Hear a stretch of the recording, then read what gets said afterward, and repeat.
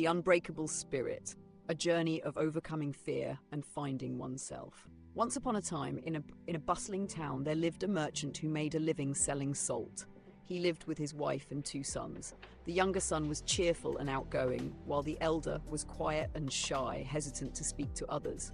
Because of his reserved nature, people often misunderstood him, calling him foolish or taking advantage of his innocence.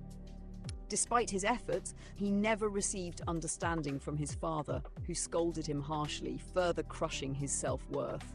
His lack of confidence deeply affected his studies. He feared exams and struggled to retain knowledge. Later, when asked to help with the family business, he accepted, trembling with fear. One day, while his father was away, some dishonest men came and tricked him into handing over all the salt. He couldn't find the courage to stop them.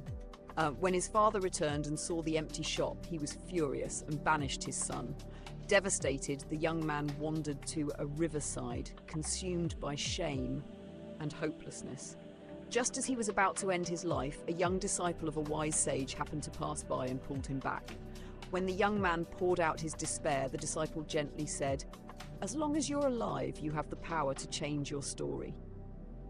He invited the young man to meet his teacher. The sage listened patiently to his story, then said, "Your life can change, but only if you follow my guidance for the next 3 days." Each day brought a challenge: talk to 10 strangers, teach young children about water, and finally return to face his father and ask forgiveness. Each task pushed him beyond his comfort zone, and with every step he discovered something new, not about the world, but about himself. On the 3rd day, after bravely returning to his father and earning a second chance, the young man asked the sage for the secret to success. The sage smiled and said, "You've already found it. Your greatest enemy wasn't your shyness, it was your fear. When you believe in yourself and act with courage, the world will begin to believe in you too." That same timid boy grew into a confident, wise man, respected not just for his success, but for the strength he found within himself. This story reminds us that confidence is not something you're born with, it is something you build. Every time we face fear and choose action, we become stronger. Success doesn't belong to those who never fail, it belongs to those who never give up. Start small. Say something kind to yourself in the morning, strike up a conversation, try something that scares you. Each little act becomes a brick in the solid foundation of self-confidence. The world doesn't need you to be perfect, it needs you to be real, to be you. Being quiet, having failed, or carrying fear does not make you weak.